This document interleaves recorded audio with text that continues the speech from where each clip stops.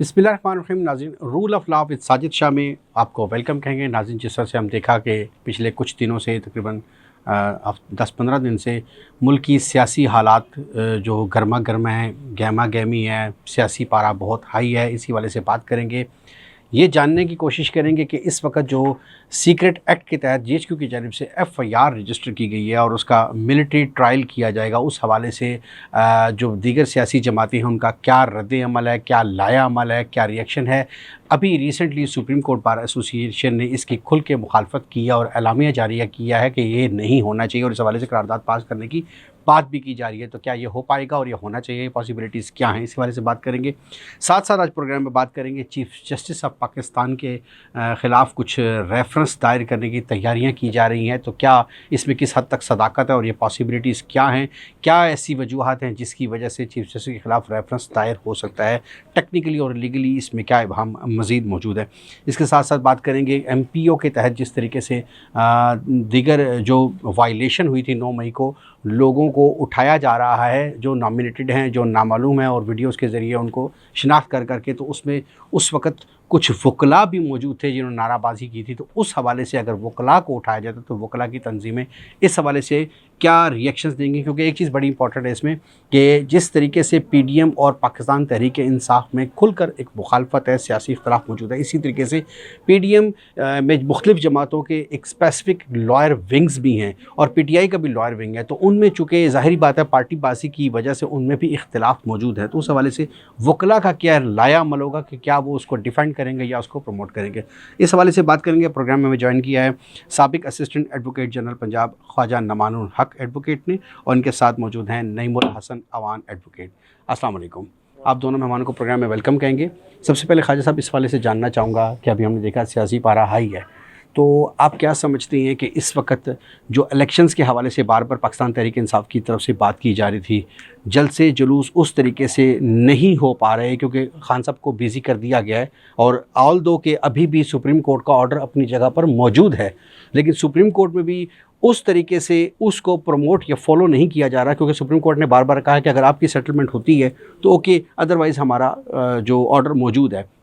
तो अभी तक इलेक्शंस की तारीख गुजर गई है, कोई कंटेम्प्ट ऑफ कोर्ट भी फाइल नहीं की गई, तो क्या इनकी सेटलमेंट हो चुकी है, ऐसी कोई पॉसिबिलिटी है?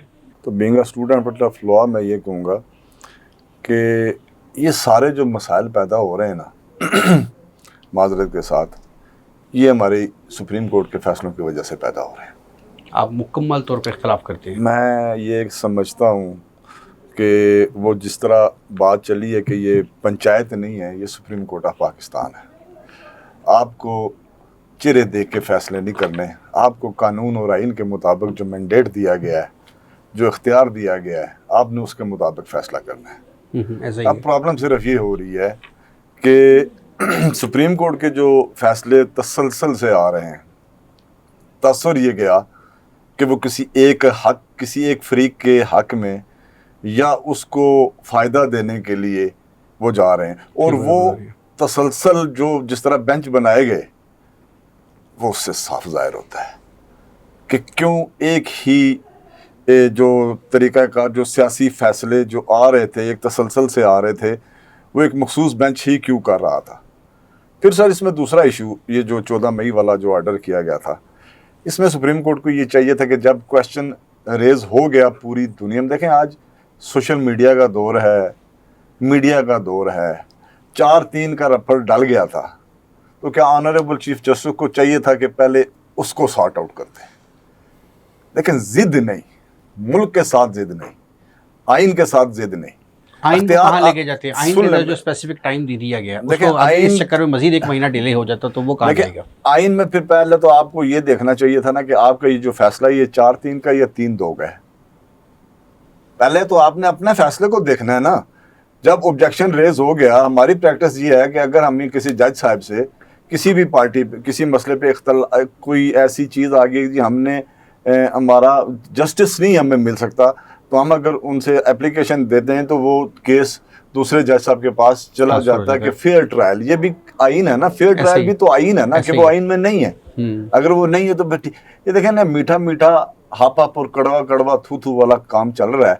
जो चीज़ आपके ऑर्डर के मुताबिक है वो आइन है, और जो आइन में आप समझते हैं कि आपके आपके उस जो आपका फैसला है उसको वो किसी भी तरीके से वो रिलेक्टेंट है उस पे अमल से, अच्छा, तो वो इसमें आइन तो का दोनों हिस्सा तरफ से नहीं है। दोनों पार्टीज की तरफ से कुछ ऐसे ही हो रहा है कि हाई कोर्ट्स भी सुप्रीम कोर्ट के सबऑर्डिनेट ही है। डेफिनेटली जुडिशरी का एक इदारा ही है। अगर हाई कोर्ट्स पीडीएम के हक में कोई फैसला सुना देते हैं तो वो डेफिनेटली उसको सपोर्ट किया जाता है और उसको बहुत ज़्यादा प्रमोट किया जाता है। जबकि सुप्रीम कोर्ट में अगर कोई गिरफ्तारी के हवाले से फैसला आ गया, what ever the reason is, तो वो उसको मुकम्मल खोल के मुखालफत की जाती है। मैं आपको इस चीज़ पे एक लॉ पे एक पॉइंट बता दूं।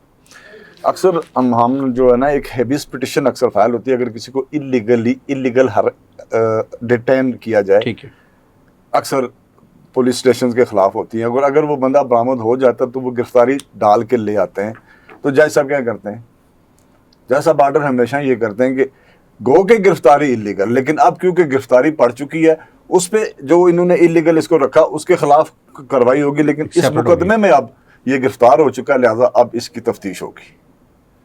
कश्मीर अगर सेम डे ये चीज होती जब खान साहब को उठाया गया था। आज इस प्रोग्राम के रेफरेंस से एक चीज़ बिल्कुल क्लियर कर दीजिए, ये मैं बार बार पूछना चाहूँगा, एक लाइन में जवाब इसका मांगूंगा। एक छोटा सा सवाल है, अहाता अदालत और कमरा अदालत में फ़र्क बता दें, और क्या ये गिरफ्तारी दुरुस्त थी? सिर्फ एक लाइन में मैं कहता हूँ जी, अहाता अदालत से गिरफ्तारी, अहाता अदालत और कमरा अदालत, अहाता अदालत से गिरफ्तारी हो सकती है, इस पे कोई कतगन नहीं है। कमरा अदालत से नहीं हो सकती। कमरा अदालत से भी जज साहबान ऐसे थे कि जिन्होंने आपके हाई कोर्ट के फैसले आपके पास मौजूद हैं कि जज साहब ने उधर ही बेल खारिज करके कहा इसको गिरफ्तार करो। वो तो जज साहब की परमिशन से हुआ ना, गिरफ्तार लेकिन अगर किसी और केस के अंदर गिरफ्तार करते हैं तो वो कहते हैं फंडामेंटल राइट। देखें, यही तो मैं कह रहा हूँ, पिक्स एंड चूजेस ना करें। जज साहब की मर्जी होगी तो अहाता अदालत से गिरफ्तारी जायज होगी, जज साहब की मर्जी नहीं होगी तो गैर कानूनी होगी।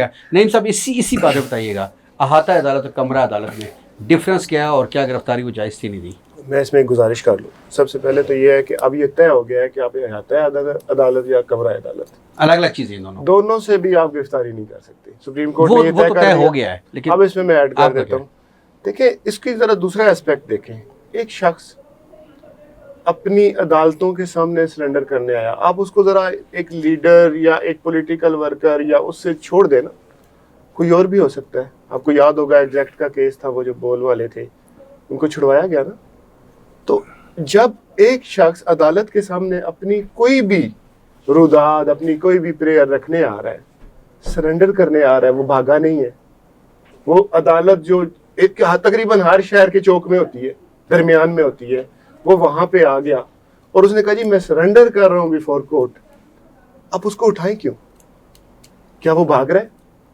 आप कहते हैं मतलब इसको शॉर्ट में अहाता अदालत से गिरफ्तारी? मैं तो ये कहता हूं कि जो शख्स अदालत के अहाता में या अदालत की तरफ आ जाए उसको गिरफ्तार आप करें क्यों?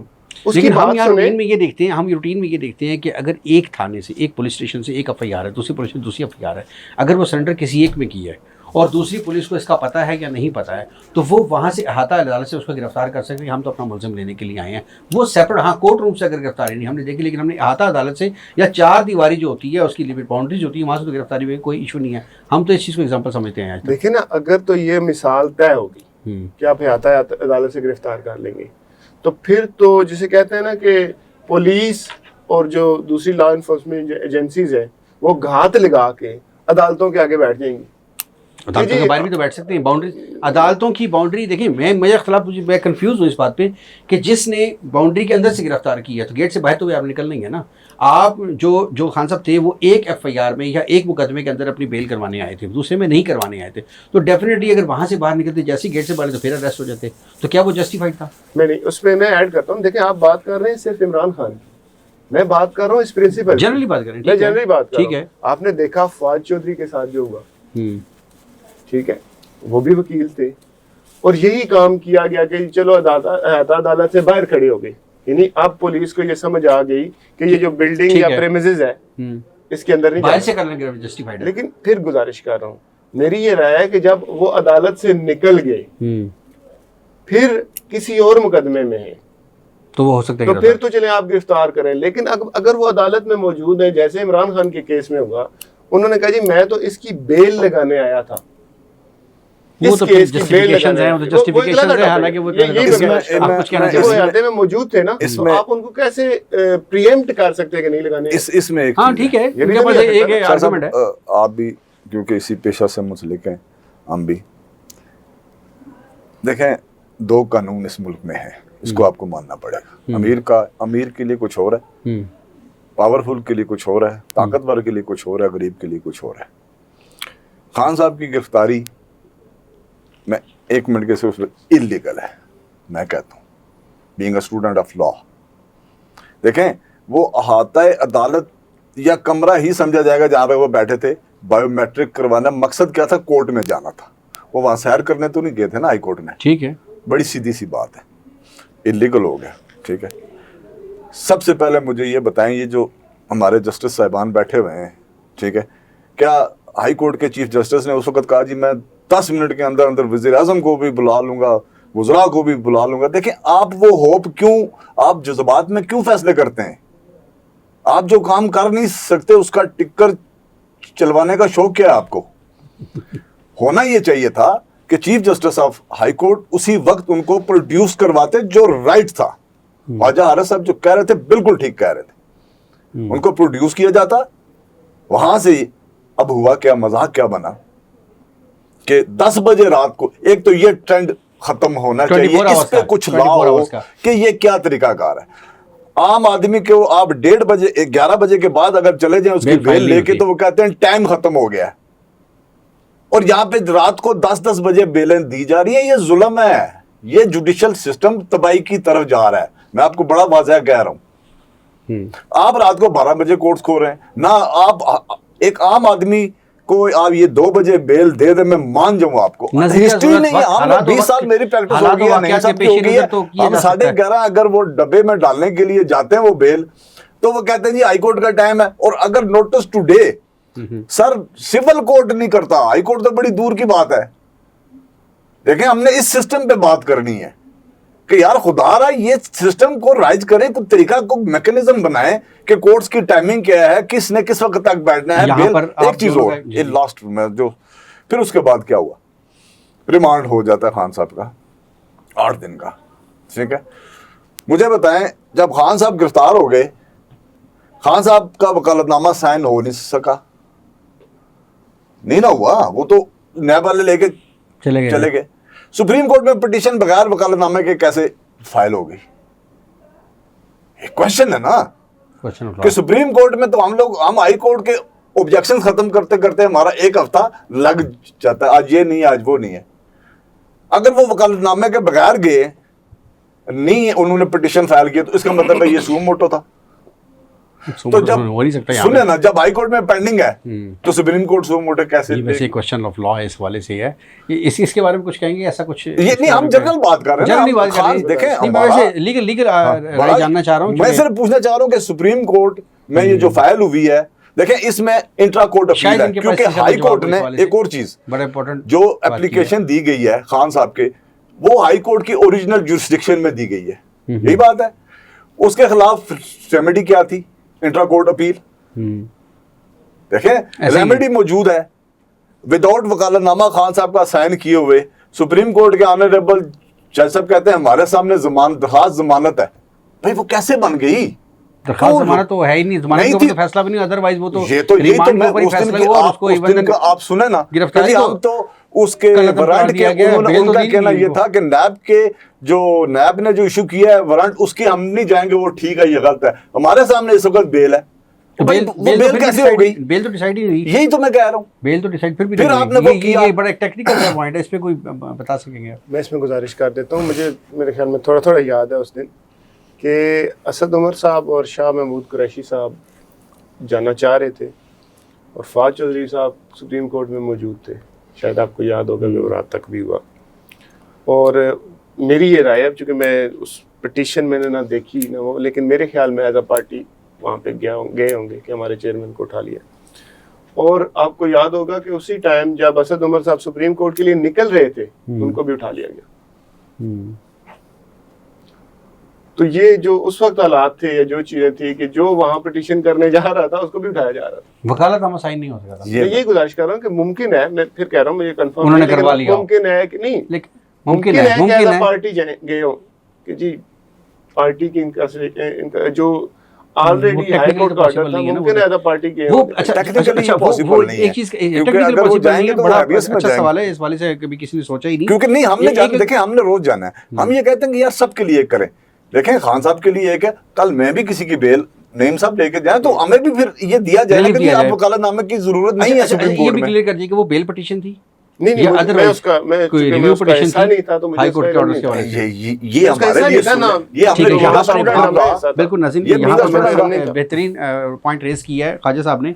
इबहम पाया जाता है कि वकालतनामा कैसे साइन हुआ, वो बेल पिटीशन थी तो वकालतनामा क्यों नहीं लगा साथ, अगर लगा तो कैसे लगा, और अगर वो बेल पिटीशन ही थी तो बेल पिटीशन डिसाइड नहीं की गई बल्कि गिरफ्तारी को वकालत में करार दे दिया गया। तो ये अलग अलग चीज़ें, ये एक लीगल पॉइंट है, इस हवाले से अभी तक कन्फ्यूजन बाकी है। अच्छा, इसके साथ साथ बताइएगा इलेक्शंस के हवाले से जल्दी जल्दी आपसे पूछना चाहूँगा कि इस वक्त खान साहब को जिस तरीके से बिज़ी कर दिया गया है, ख़ुद हुकूमत भी बिज़ी है, ख़ुद सुप्रीम कोर्ट में भी जिस तरह से मुकदमात एक बल्क में आ रही हैं, तो ख़ुद अभी तक किसी किस्म के कंटेम्प्ट ऑफ कोर्ट भी फाइल नहीं की गई पाकिस्तान तहरीक इंसाफ की जानिब से। तो क्या आपस में इन हालात के बाद इन ख़तरात को भांपते हुए कोई सेटलमेंट हो चुकी हुई है, कोई डील हो चुकी है, बातें हो चुकी हैं? क्योंकि फजल रहमान साहब भी आए थे और उन्होंने बड़े जज्बात के साथ यहाँ पर वॉशरूम्स बनाने का ऐलान किया और उसके बाद चंद घंटों में वो भी ख़त्म हो गया। तो क्या कुछ हो चुका है? शाह साहब, मेरा ख्याल है कि इस वक्त हर बंदा अपने लिए सोच रहा है, पाकिस्तान के लिए कोई नहीं सोच रहा। अगर ये पाकिस्तान के लिए सोचते तो इलेक्शन की डे भी आ जाना था, इलेक्शन भी होने थे। ये इस वक्त अपने अख्तियार, इक़्तिदार और पावर की जंग में है। ये मैं की जंग है, चाहे उसमें चीफ जस्टिस ऑफ पाकिस्तान हो, चाहे उसमें चीफ सिपा सलार हो, क्योंकि मैंने क्या दिया, चाहे सियासतदान हो, मेरी मफाद ये इस इसमें, वक्त मेरी मैं खुशी की- इसमें और ये होना चाहिए। ये पाकिस्तान की जंग लड़ नहीं रहे, ये अपनी अपनी ज़ात की बका की जंग लड़ रहे हैं। चाहे वो अदारा है, अदारे से मुराद मेरा उसका जो जो जो जो, जो उसको हेड कर रहा है। आपकी कैलकुलेशन क्या है? इलेक्शन पॉसिबल है? इलेक्शन होने चाहिए। अनकरीब। इस सूरत हाल में तो सवाल ही पैदा नहीं ना होता। मतलब इलेक्शन होंगे कैसे, मानेगा कौन उसको? होने जनरल आप इलेक्शन सूरत हाल चाहिए, देखें, जनरल इसका इलेक्शन होनी खान चाहिए या साहब- स्पेशल इलेक्शन देखें, चाहिए? खान साहब को लोग छोड़ना शुरू हो गए। ठीक है, खान साहब ने जिन टिकट दिए वो कहते हैं हम इलेक्शन की डेट गुजर गई है। इलेक्शन का तो माहौल ही नहीं इस वक्त। माहौल है पाकिस्तान बचाने के लिए लोगों को किरदार अदा करना चाहिए, चाहे वो आर्मी से हो, चाहे एस्टेब्लिशमेंट से हो, चाहे सियासतदान हो, चाहे अदलिया ठीक हो हो, गया। पाकिस्तान के लिए कुछ ठीक करें। हो, खान साहब ने पाकिस्तान मुल्क की है, स्टेबिलिटी के मैं लिए, एक बात बताऊं, सॉरी जी जी, पाकिस्तान है तो फौज भी है, ऐसा ही पाकिस्तान है तो अदलिया है, पाकिस्तान है तो सियासतदान है। ऐसा ही है, ऐसा ही है, बस। No doubt, no doubt. इस खान पे साहब ने सोचें, इस पे फोकस पाकिस्तान करें। की स्टेबिलिटी के लिए इस वक्त कंप्रोमाइज कर लिया इलेक्शंस के हवाले से, आप समझते हैं? खामोशी इख्तियार मैं कर उस लिया। पर कमेंट नहीं कर सकता क्योंकि खान साहब को खान साहब ही जानते हैं। लेकिन जो खालिद साहब ने बात की कि ये सारे मामलात पाकिस्तान के लिए और ये चीज़ें, देखें माहौल पैदा किया गया, आपको भी नज़र आ रहा है, मुझे भी नज़र आ रहा है कि माहौल पैदा किया गया और ये सारा सिनेरियो क्रिएट किया गया। वरना क्या जरूरत थी इमरान खान साहब को अदालत में गिरफ्तार करने की? उन्होंने तो कहा मेरा नाम ECL पे भी ना डालो, मैं नहीं जा रहा बाहर। ना वो बाहर जा रहे हैं, ना वो कहीं चुप रहे हैं, वो ओपन है, अभी भी ज़बान पाक बैठे हुए हैं। तो सिनेरियो क्यों बनाया गया? इलेक्शन ना हो सके, यही मकसद है ना। और अगर इलेक्शन इस वक्त नहीं कराने तो क्या ये चीज़ें पाकिस्तान की बेहतरी में? पहला सवाल। दूसरा, ख्वाजा साहब भी कह रहे थे जब अदालतें 12 बजे खुली तब भी एक फैसला हुआ था, तब भी एक हुकूमत गई थी। अगर वो हुकूमत तब कहती कि मैं फैसला नहीं मानती तो क्या होता? क्योंकि उस वक्त उन्होंने मान लिया था, इसलिए आप अब मान रहे हैं इसको। मैं यही गुजारिश कर रहा हूँ ना, वो गलती उस वक्त उन्होंने कर ली थी, आप इस गलती को करने के लिए गलत तो तैयार हैं। हमेशा गलत होता है। लेट्स सपोज अगर वो गलती थी अकॉर्डिंग टू यू, गलत तो आप इसको नहीं, आप मैं ये गलती नहीं को कह- रिपीट करने जा मैं रहे ये हैं। नहीं कह रहा, मैं कहता हूँ गलत तो हमेशा गलत होता है, लेकिन अदालत का गलत फैसला भी तो फैसला होता है ना। फैसला तो होता है, definitely फैसला तो decision होता है। decision अदालत के गलत फैसले पे भुट्टो फांसी चढ़ गया, माना गया। तो अब अगर इनके मुताबिक, मैं नहीं कहता गलत फैसला है या मैं उसको भी गलत कहूँ या नहीं कहूँ, मेरे ख्याल में तो वो उस वक्त की इंटरप्रिटेशन थी और मेरे ख्याल में वो फैसला इतना कोई बुरा नहीं था। डिप्टी जो स्पीकर था उसको रूलिंग का इख्तियार नहीं होना चाहिए था, नहीं हुआ, फैसला ऐसे ही था ना। ऐसे ही है, अब भी जो फैसला क्या है कि 90 दिन में इलेक्शन कराएं, आइन में लिखा हुआ है, इसमें क्या बुराई है? टाइमिंग पे इश्यूज आ सकते हैं, बेंच पे इश्यूज आ सकते हैं, लेकिन फैसलों फाइनेंशियल, में तो कोई मसला इकोनॉमिकल नहीं और ना। सिक्योरिटीज के हवाले से उनकी कोई लेकिन मैं गुजारिश ये कर रहा रिजर्वेशंस था थी, इस वजह से कि नहीं जो हो सकी। फैसला उस वक्त माना गया, जो अभी के मामलात हैं या जो अभी के एस्टेब्लिशमेंट कह लें, जो अभी के लोग हैं, आज वो इस हद तक आ चुके हैं कि वो सुप्रीम कोर्ट को आंखें दिखा रहे हैं कि हम नहीं मानते। चीफ जस्टिस साहब के खिलाफ अगर रेफरेंस फाइल किया जाता है, आप क्या लाया अमल होगा पीटीआई का? देखिए अफसोसनाक है, मेरी पीटीआई का तो मैं नुमाइंदा नहीं हूँ इस मैं जनरली आपसे पूछना स्टेज चाह रहा हूँ पे, कि आप क्या एक्सपेक्टेशन, लेकिन मेरी ये राय है कि अफसोसनाक है। देखिए इमरान खान साहब ने, आपको याद होगा, काजी फायज ईसा का जो रेफरेंस फाइल किया उस पर उन्होंने निदामत का इजहार भी किया, या आप कह लें उन्होंने कहा वो मेरी गलती थी। तो जो उन्होंने गलती की थी वो ये करने जा रहे हैं, कर लें शौक, जैसे वो गिरफ्तारी वाला पूरा कर लिया है, ये भी कर लें, लेकिन ये भी एक बुरी मिसाल होगी। हम शख्सियात को पिन पॉइंट करना शुरू कर देते हैं उस वक्त जब हमारे मुताबिक फैसले नहीं आते। क्यों? बकौल आपके उस वक्त रात को 12 बजे अदालत खुली और फैसला आया, जिसको फिर अब सारी बात एक प्रेसिडेंट बना दिया गया। अब फिर ये चीज़ें बार बार अगर रिपीट हो रही हैं, प्रेसिडेंट्स बनती चली जा रही हैं, तो किसी तरीके तो रोकना ही है उसको। और एहतसाब का अमल तो होना चाहिए, अकाउंटेबिलिटी होनी चाहिए। अगर ऐसी कोई बात समझती हैं पीडीएम की जानिब से या किसी भी पार्टी की जानिब से आप समझती हैं कोई ऐसा वैलिड रीज़न आर्गूमेंट मौजूद है, तो रेफरेंस जाना चाहिए। आपको क्या एतराज़ है इस पर? मैं इस पर गुजारिश कर देता हूँ। देखिए कोर्ट्स के मैटर्स जो हैं, ख्वाजा साहब ने बड़ी ज़बरदस्त बात की कि आप आम लोगों पे कंसंट्रेट करें अपना। यहाँ जो आप कह रहे हैं, जब सियासी जमातें अपना गंद अपनी लॉन्ड्री के बजाय सुप्रीम कोर्ट की लॉन्ड्री में धोएंगी, और सुप्रीम कोर्ट के पास डेली सुबह दोपहर शाम रात भी अब हो गई है, तो वो 24 घंटे वो शिफ्टें अब शुरू हो गई हैं। तो सुप्रीम कोर्ट रात को तो एंटरटेन ना सुप्रीम करे। कोर्ट, मैं गुजारिश कर रहा हूँ, चले कर रही है, ना नहीं कर एंटरटेन रही, करें, मतलब करना चाहिए नहीं करना चाहिए, एक अलग बहस है। लेकिन जब आप दिन रात उनके सर पे बैठेंगे तो वो आम लोगों के मुकदमे कब सुनेंगे? आप देखें कि सुप्रीम कोर्ट इस ने हवाले से वैसे मैक्सिमम, सिचुएशन जैसे इस्लामाबाद हाई कोर्ट और लाहौर को हाई कोर्ट के रावलपिंडी बेंच अलग कर दिया गया था, इस्लामाबाद हाई कोर्ट अलग से बनी है, तो इसी तरह सियासी जमातों के लिए तो मेरा ख्याल है सियासी कोर्ट अलग से बननी चाहिए जो डिसीजन देते हैं। इस हवाले से भाई साहब रेफरेंस के हवाले से आप क्या कहेंगे? अगर रेफरेंस दायर होता है तो होना चाहिए। मैं सर बड़ी इसमें देखें, कोई भी ऐसा शख्स यहाँ पे नहीं है कि जिससे पूछा नहीं जा सकता, लेकिन यहाँ पे कुछ लोग अपने आप को ये पन बना बैठे हैं कि उनसे पूछा नहीं जा सकता। और मेरा ख्याल है कि जो हमारे जजेस हजरात हैं कॉन्स्टिट्यूशनल कोर्ट्स के, हाई कोर्ट और सुप्रीम कोर्ट, ये ऐसे ही बैठे हैं कि जैसे इनसे कुछ नहीं पूछा जा सकता, लेकिन इनसे पूछा जा सकता है और पूछना जाना चाहिए। मेरा ख्याल में अगर एक वकील, मैं अपने प्रोफेशन की बात करूंगा, हमसे कोई मिसकंडक्ट होता है तो हमारे लिए कमेटियां मौजूद हैं, हमसे पूछा जाएगा। पंजाब बार मौजूद है, पाकिस्तान बार कौंसिल में मौजूद है, ठीक है। अगर देखें इखलाक का मेयार कि हमारी इखलाकी इकदार गिर गई है, मैं ये समझता हूँ कि जिस तरह इन 3 जजेस साहबान का नाम ले के पुकारा गया है, इखलाकी तौर पे ये था कि ये तीनों अपने आप को खुद अकाउंटेबिलिटी के लिए पेश करें कि उस वक्त तक हम काम नहीं करते।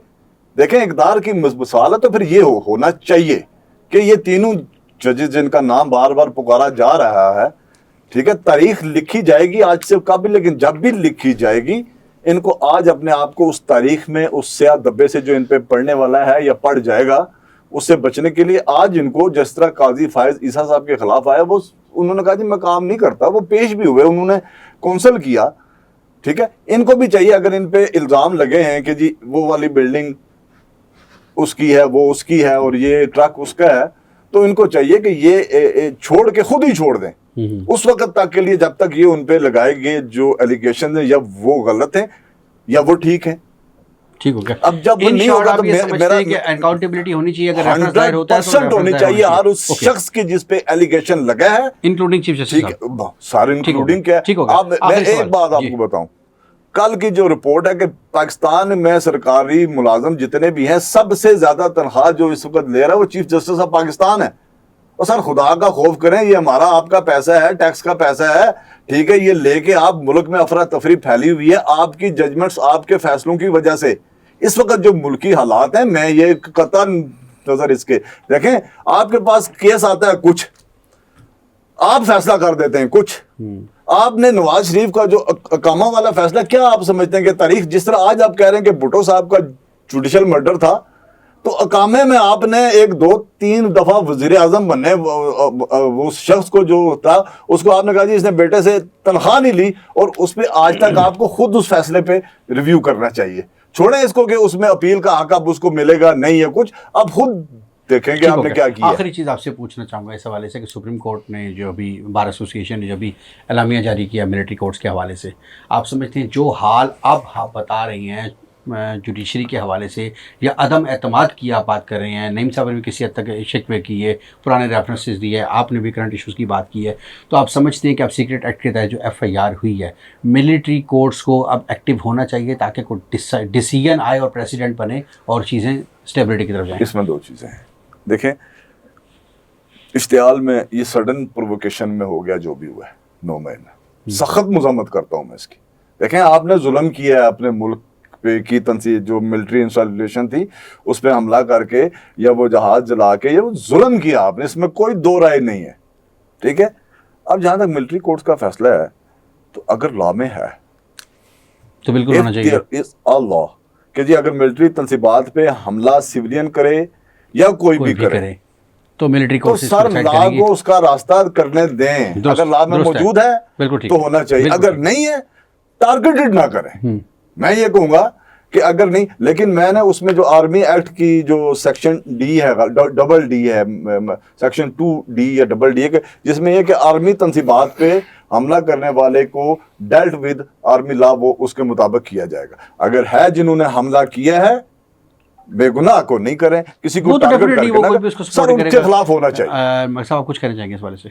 सर मैं आर्मी कोर्ट से पहले एक दो चीज़ें जो बस आखिरी 1 मिनट में प्लीज बताइएगा। चले मैं उसको कह लेता हूँ कि देखिए, पहले तो ये है कि जो पर्चे दर्ज हो चुके हैं 780A के तहत और मुख्तलिफ सेक्शंस हैं, और उनको ट्राई करके उनको भेज भी दिया गया है शनाख्त परेड के लिए, और कुछ उसमें जुडिशल भी हो चुके हैं। जब कानून मौजूद है और उस कानून के तहत ट्रायल हो रहा है, तो मिलिट्री कोर्ट का लाना ही इटसेल्फ जाहिर कर रहा है कि कहीं बदला लिया जा रहा है। तो जैसे आप कहते हैं स्पेशल लॉ होता है वो जनरल लॉ प्रिवेल करता है। सेकंडली मैं उस पे कहता हूँ, हमारा एक मिसाल है ना कि बदतरीन जमहूरियत भी बेहतरीन अमरीत से बेहतर है, बेहतरीन अमरीत से बेहतर है। तो मेरे ख्याल में जैसी कोर्ट वर्किंग कर रही हैं, ये फिर भी मिलिट्री कोर्ट से बेहतर है। वहाँ तो जज वो खुद है, ज्यूरी वो खुद है, वकील वो खुद है, और मिलिट्री कोर्ट्स में मैंने बहुत सारी मिसालें ऐसी देखी हैं कि जिसमें ख्वाहिशों पे फैसले होते हैं। लेकिन हमने ये भी देखा था 3 साल के लिए जब मिलिट्री कोर्ट्स को एक्टिव किया तो बड़ी तेज़ी से डिसीजन आए और बहुत सारे दहशतगर्दों को जो है वो अंजाम तक पहुंचाएगा, लेकिन जुडिशरी में उस स्पीड से डिसीजन नहीं आ पा रहे पाकिस्तान की जुडिशरी। मैं क्लियर आपको कर दूं, मैं ये कह रहा हूँ, इसमें जो आपने बात की ना कि मिलिट्री कोर्ट्स में जो हुए वो किन लोगों के हुए, जिन्होंने GHQ पे हमला किया था, जिन्होंने आर्मी तंसीबात पे हमला किया था, ये भी वही है जिन्होंने किया है। देखें, जब लॉ मौजूद है, ठीक है, बात यह है कि दहशतगर्दी की कोर्ट्स भी मौजूद हैं, लेकिन आज तक आर्मी की तंसीबात पे या इंस्टॉलेशन पे मुझे बताएं, पाकिस्तान को 70 साल हो गए, कभी किसी ने एज ए वो जत्था हमला किया है, या वो चलाया गया है, या चोरियां की हैं, या उसको देखें, ये होना ठीक चाहिए। हो गया, बिल्कुल ठीक है। बहुत शुक्रिया आप दोनों मेहमानों को तशरीफ आवरी का, बहुत अच्छा व्यू पॉइंट आ गया कि हाँ, जिस तरह खालिद साहब ने कहा कि बिल्कुल मिलिट्री कोर्ट्स का लॉ मौजूद है, स्पेशल लॉ अगर मौजूद है तो डेफिनेटली जनरल लॉ के ऊपर प्रिवेल करता है। तनसीबात पे हमला हुआ है जो पहले इससे कभी मिसाल नहीं मिलती, ऐसा नहीं होना चाहिए। जबकि मलिक साहब ने इस वाले से कहा कि नहीं, जो जमहूरियत है वो ख़तरे में पड़ जाती है। इसी के साथ साथ लेकिन एलामिया जो जारी हुआ है सुप्रीम कोर्ट बार एसोसिएशन की जानिब से, उन्होंने बार बार ये कहा कि सुप्रीम कोर्ट बार एसोसिएशन ये ऐलान करती है कि अगर मिलिट्री कोर्ट्स के हवाले से सीक्रेट एक्ट के तहत मिलिट्री कोर्ट्स एक्टिव होती हैं तो हम उसकी भरपूर मजम्मत करेंगे और उसका इख्तलाफ करेंगे और उसको रोकने की कोशिश करेंगे। तो ये डिफरेंट व्यू पॉइंट मौजूद हैं। Hope for the best. अगले प्रोग्राम में फिर मुलाकात होगी, इजाज़त दीजिए, अल्लाह हाफ़िज़।